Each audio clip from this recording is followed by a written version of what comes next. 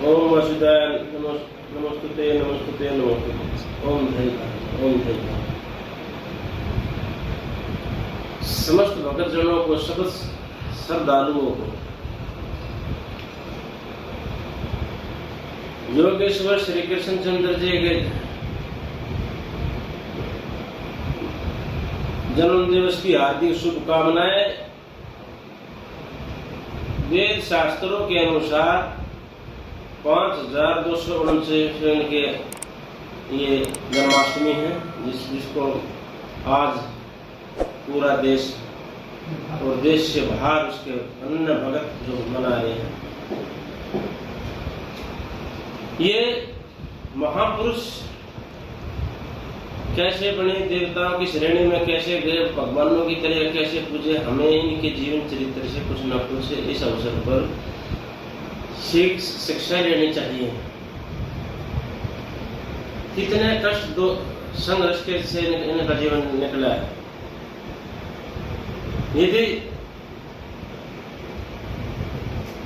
हम भगवान भोलेनाथ महादेव की बात करें, और तो उन्होंने जन कल्याण के लिए विष पिया था जब नीलकंठ कहलाए थे, जब वे पूजनीय बने थे।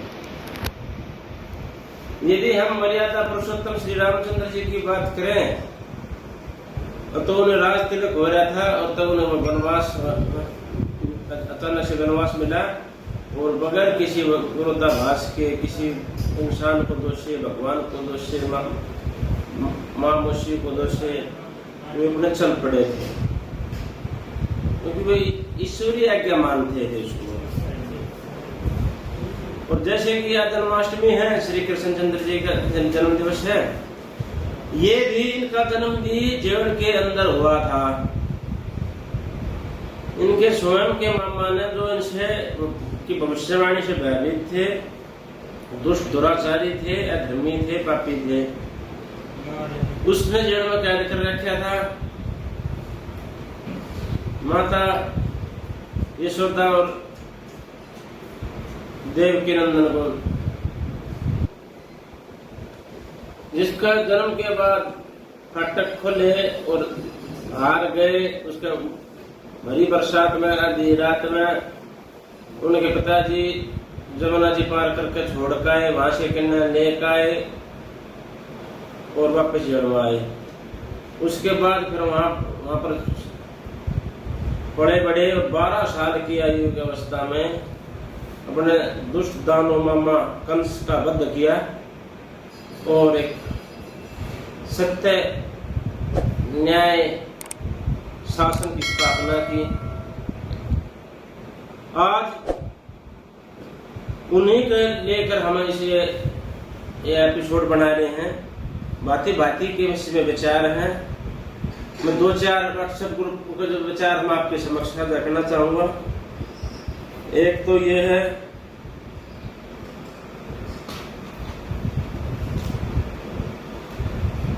ये हमारे मित्र अपन पहली गाली पर सिर काटने की शक्ति होने के बाद भी 99 गाली और सुनने की सामर्थ्य हो तो कृष्ण हैं। सुदर्शन जैसा चक्र शास्त्र होने के बाद भी हाथ में मुरली हो तो वो कृष्ण हैं। द्वारिका का वैभव होने के बाद भी यदि सुदामा मित्र हो तो वो कृष्ण हैं। मृत्यु के फल पर होने पर भी यदि नित्य हो तो वो कृष्ण हैं। सर्व सामर्थ्यवान होने पर भी यदि सारथी बने तो कृष्ण हैं। ऐसे सर्वव्यापी इसके पराकाष्ठ दिवस पर कोटि कोटि नमन। बहुत सुंदर। तपस्वी आदि परिवार ने आज किन शब्दों में शुभकामना दी है, जरा वो पढ़े। ये योगेश्वर, आपने बोला था जब जब धरती पर धर्म बढ़ेगा तब तक पापियों के संहार के लिए मैं बार बार धरती पर जन्म लेता हूँ। पाप से धरती फटी है, धर्म से आसमान,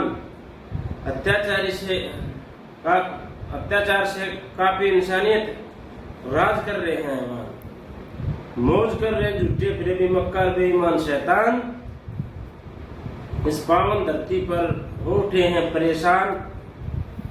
सब सच्चे शरीफ सज्जन इंसान,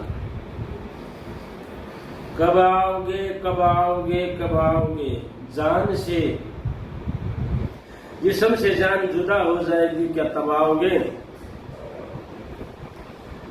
कहीं देर ना हो जाए, कहीं देर ना हो जाए, आ जा रे अमानता का मन घबराए। तपस्या परिवार की ओर से समस्त भक्तों को श्री कृष्ण जन्माष्टमी की हार्दिक शुभकामनाएं।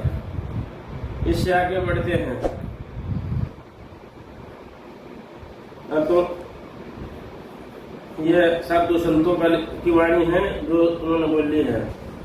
संपूर्ण विश्व देख रहा भारत की और भारतीय संस्कृति संस्कार, भारत की सभ्यता, त्योहारों में परंपरा, देवी तुल्य भूमि की भूमि पर हर पल वक्त नजर आती है। भारत की ताकत को देख रहा है। पूर्ण विश्व परिवार की एकता, समाज की एकता, राष्ट्र की एकता भारत को बहुत जल्दी विश्व गुरु घोषित कर जाएगी। आपका सामर्थ्य, आपका सहयोग भारत की उज्जवल भविष्य के लिए होगा, नौजवान पीढ़ी के उज्जवल भविष्य के लिए होगा। अहंकार को त्याग कर उचित निर्णय, चिंतन और मंथन करके निजी स्वार्थ त्याग करके, लालच का त्याग खत्म करके देश हित में, राष्ट्र हित में, समाज हित में, धर्म हित में हम सबको संकल्प लेना होगा, कार्य करने होंगे।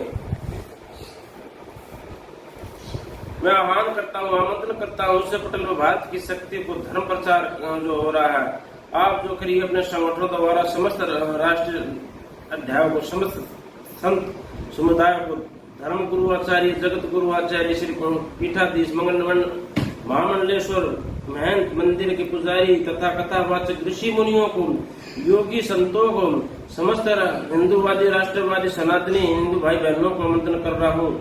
7 नवंबर को चलो संसद भवन नई दिल्ली, जल संसद में जोड़कर गौ माता संरक्षण, केंद्र कानूनी संरक्षण मिले, सख्त से सख्त कानून मैंने एक संविधान कानून संपूर्ण भारत में लागू हो, इस मांग के साथ अति आवश्यक है हिंदू राष्ट्र घोषित करने की।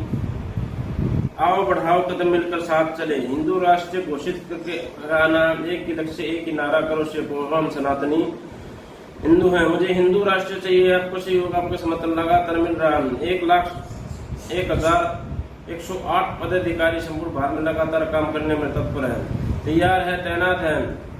सभी भारत के हिंदू संगठनों को आमंत्रण करता हूँ, आवाज बुलंद करते हैं अपने साधु संतों की रक्षा के और बहन बेटियों की रक्षा में।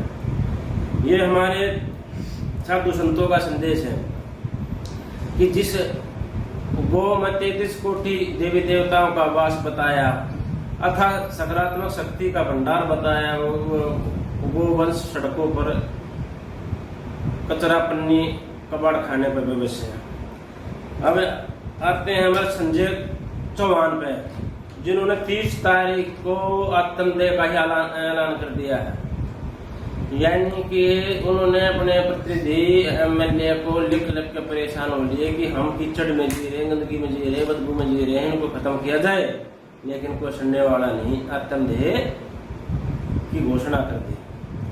इसी तरह मेरे जो संपर्क में हैं वे भी कहते हैं कोई सच्चाई ईमानदारी कुछ नहीं बचा, हमें भी जैसे दुनिया है झूठी फरेबी मक्कार लुटेरी विश्वासघाती, हमें भी वैसा ही बनना पड़ेगा। मैं उनको यही समझाता हूँ कि अपने आप को नकारात्मकता में मत न डुबो, सकारात्मक शक्ति से ओतप्रोत रहो, एक दिन सूर्य सत्य का सूर्य अवश्य उदय होगा। विशेष तौर पर मैं अपने आप सकारात्मक शक्ति और विचारों का उत्थान करता रहता हूँ और स्वयं दूसरे का करता रहता हूँ। जैसे पृथ्वी तर्पण चैनल में साफ लिखा आ सकते हैं, न्याय का प्रतीक है, लेकिन फिर भी कहीं ना कहीं हमारे निराशावादी हैवी हो जाती है। क्यों? क्योंकि जो वायुमंडल में है इसमें निराशावादी विचारधारा ज्यादा प्रभाव कर रही है। जो हम सोचते हैं, जो हम विचार करते हैं, जैसा हम बोलते हैं वैसा ही वायुमंडल पर प्रभाव पड़ता है। यदि हम नकारात्मक और बुराई और अधर्म के कार्य को सोचेंगे तो वैसा ही वायुमंडल में जाएगा और मनुष्य की मानसिकता पर प्रभाव छोड़ता है। इसलिए हम जो थोड़े बहुत मुट्ठी भर सभ्य सज्जन सकारात्मक शक्तियां हैं वे अब दबी कुचले अपने आप को ठगी महसूस कर रही है, लेकिन किसी न किसी को तो हिम्मत दिखानी पड़ेगी, किसी न किसी को तो बड़ा प्रसाद दिखाना पड़ेगा, किसी न किसी के अंदर वो साहस और समझ भरेगा ईश्वर, क्योंकि उसका कार्य है। आज समस्त मानवता वेंटिलेटर पर 3 सांस गंढ ली है। और इसी को बढ़ावा देने के लिए कि सकारात्मक शक्ति ऊर्जा को बढ़ावा देने के लिए तपस्वी आदर्श परिवार ने आने वाले अगले महीने के लास्ट समय में एक विश्व शांति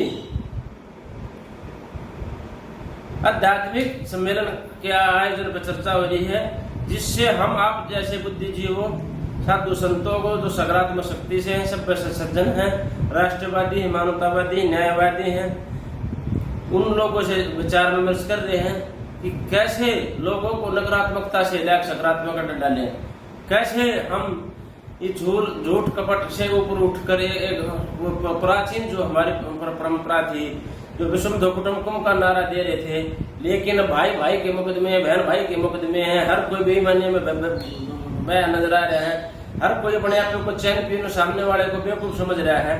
तब तो इन सब सोच से हम कैसे उठना पड़ेगा। पहले के उस राक्षसों पे, दानों पे, खलनायकों पे मैं गौरव करता हूँ, नमन करता हूँ। वे भले ही पाप है, धर्म के रास्ते पे थे, लेकिन वो खुल के थे, उनका एक चेहरा था, वो चरित्र था जो सार्वजनिक था। कुछ जो भी बात थी वो स्पष्ट थी, लेकिन आज आप आसपास के दायरे में आपको पहचान में नहीं आ रहा होगा कि ये इंसान है, शैतान, इसके अंदर भगवान छिपा है या हैवान है, बैठा है, कुछ पता नहीं चल पा रहा है। लेकिन फिर भी हमें ऐसे लोगों के बीच में, ऐसी समाज में रह के समाज का हित करना है, राष्ट्र का हित करना है, सर्व हित करना है, समस्त मानव जाति का कल्याण की बात है। तो मैं अपने जितने भी मेरे साथी बंधु हैं, जितने भी मेरे संपर्क में हैं, परिचित हैं या अपरिचित हैं, जहां तक मेरी इस आत्मा की आवाज उन तक पहुंचती है, मैं उससे हाथ जोड़ के निवेदन करता हूं कि नकारात्मकता से बाहर निकले, धैर्य धारण करें, न्याय कर, ईश्वर व्यवस्था पर विश्वास और श्रद्धा रखें। एक दिन सत्य का सूर्य उदय अवश्य होगा, न्याय का सूर्योदय अवश्य होगा, एक दिन आपकी उम्मीदों का सूर्योदय अवश्य होगा। तो और इसी में अब जो दुआ के थोड़ा कड़ी है उसमें जोड़ेंगे तो तारक मेहता, उसमें बहुत अच्छी बात है, उसने चाचा जी ने उसने बोली है तारक मेहता जी ने कि सारा देश जब एक सच्चाई ईमानदारी में आ जाएगा, आध्यात्मिकता में आ जाएगा, तो 60-70% जनता को कुछ भी करने की आवश्यकता नहीं है। सारा विश्व मानवता से भटका हुआ है, आध्यात्मिकता की तलाश में है, वो सारा विश्व यहाँ पर्यटन के रूप में आएगा। सिर्फ उसने अपना अतिथि तो देव भव की उसको आदर सत्कार करना है। और फिर देखो आप पर कैसे धन वर्षा होगी, शांति वर्षा होगी, उन्नति वर्षा होगी, प्रगति वर्षा होगी, हर प्रकार से आपका उद्धार और कल्याण होगा। तो आप पुनः आपको भावना शुभकामनाओं के साथ जन्माष्टमी की हार्दिक शुभकामना। मैं योगी माथुर विदा चाहता हूँ आपसे। सत्य और न्याय का पत्ते पृथ्वी दर्पण पुकारती अखंड मां भारती। ओम धैर्य धारणम। ओम नमः शिवाय। ओम नमः शिवाय। जय श्री कृष्ण चंद्र महाराज की जय हो। सकाराम, दुनिया में किसी के बगैर कोई काम रुकता नहीं है। हौसला, हिम्मत और खुद पर भरोसा करने वाले कभी नाकाम नहीं होते। क्या बात। यस। नाकाम तेरे जैसे लोग होते हैं जिनकी नीयत में खोट होती है। सकाराम, जेब का वजन बढ़ाने में दिल पर वजन बढ़ जाए तो वो घाटे का सौदा है। सच्ची बात। मेहनत और ईमानदारी से जेब का वजन बढ़ता रहे तो उससे दिल पे बेईमानी से पैसा कमाने का बोझ नहीं रहता। समझा? सुना एकदम बरोबर। समझ गया चाचा जी। मेरे 35 साल के करियर में मैंने सबसे यही सीखा है कि हर बात में अपना कमीशन निकालना। आज पहली बार किसी ने मेरे दिल पे लगा हुआ बेईमानी का रंग हटाया। चाचा जी, आज से बेईमानी का काला रंग उतार कर मैं सिर्फ ईमानदारी के सफेद रंग लगाऊंगा। शाबाश। वाह वाह बाबू जी, आपने तो धोटा ना। क्या बात है सकाराम भाई, वाह। तुम्हारे सर से जो बेईमानी का रंग उतर गया, ठीक वैसे ही अगर हम सारे हिंदुस्तानी ईमानदारी के रंग में रंग जाए तो हमारा तिरंगा और शान से सारी दुनिया के आसमान में फहराएगा। सही बात है।